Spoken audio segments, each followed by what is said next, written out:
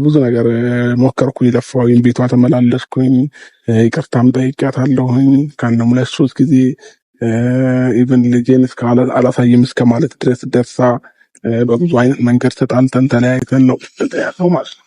እና አንዳንድ ጊዜ የፈለገ ነገር ቢሆን ይሰለቻል እኮ ሰው ነኝ አይደለ ይሰለቸኛል። እና እኔ በዚህ ልክ ከሷ ጋር ከዚህም በላይ መታገሉ አግባብ ስላልሆነ እኔ በሰላማዊ መንገድ ልጄን ካየሁኝ በቃኛል፣ ችግር የለውም። ካሁን በኋላ ሄርሜላን ማታገኝበት መንገድ በቃ ባትገናኛት ልክ ነው። አንተ ፈልገህ አይደለም እየተገናኘ ያለው እነ አቤል ምናምን ናቸው። እኔ አሁን አልጣላቸውም። እሺ ግን ይሄን ነገር ብቻ አድርግልኝ፣ ቢያንስ ማትገናኝበትን መንገድ ብትፈጥርልኝ ደስ ይለኛል። ከነሱ ጋር ሰጣ ገባ ውስጥ እኔ እንድገባ ካልፈለግ ሄርሜላን ካሁን በኋላ በቃ ተደበቅ፣ በቃ አትገናኛት። ካታንሳልኝ ቴክስት ጽፍላታለሁ አትመልስልኝም። ገባ እነሱ የተናደዱት በዚህ ልክ እሷ ለምንድነው እንደዛ የምታደርግህ በሚል ነው። አሁን ጓደኛ ተሰምቷቸው ነው እንጂ በክፋት አድርገው የወሰዱት ነገር የለም። እኔ እንደተረዳሁት ማለት ነው። እኔ ስተተኛ ናቸው ብዬ ያሰብኩት ምንድነው ባለፈው ፕሮግራም አዘጋጅተው ያንን ነገር አንተም ነበር አይደል? ያንን ነገር ማድረጋቸው ትክክል አይደለም። ይሄ ስህተት ነው። የምሽቱ ዜናችን አድማጭ ተመልካቾቻችን ላይክ፣ ሸር፣ ሰብስክራይብ በማድረግ ቤተሰብ ይሁኑ። አብርሃም እንግዲህ ስለ ሩታ አሁንም በድጋሚ ምላሹን ሰጥቷል ማለት ነው።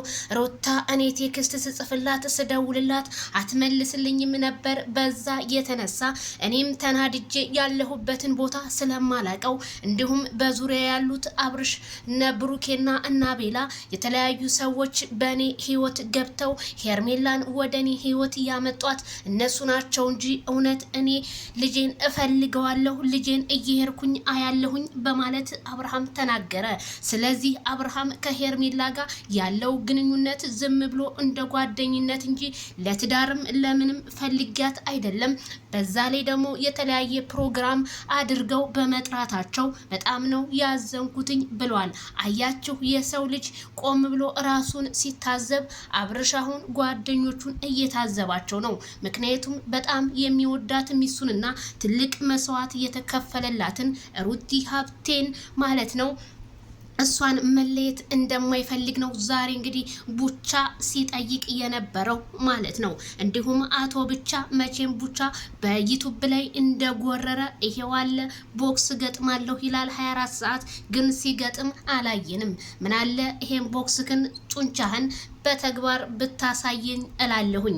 ስለዚህ አቤላም ሆነ ብሩኬም ሆነ እንግዲህ ከአብርሃም ህይወት ውጡለት። አብርሃም ካሁን በኋላ እኔ ብቸኛ ነኝ፣ ከሄርሜላም ህይወት ከሄርሜላም ጋር እንድገናኝ ጧት ማታ እያደረጉኝ እነሱ ናቸው እንጂ እኔ አልፈልግም። እኔ የምፈልገው ሩታን ነው። ሩታ ደግሞ ቴክስት እየመለሰችልኝ አይደለም። ቴክስትም ባትመልስልኝም ስደውልላትም ባታነሳም ልጄን ሄጄ ግን አያለው ግዴታ አለብኝ ማለቱ ተሰማ።